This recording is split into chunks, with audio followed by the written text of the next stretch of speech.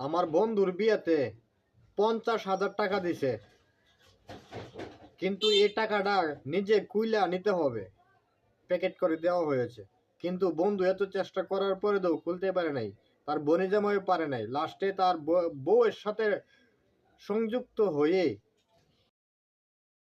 পুরা ভিডিওটা দেখবেন, অবশ্যই মজা পাবেন। দেখবেন অনেক সুন্দর মজা মজা, বাইরে ভাই অনেক স্বাদ।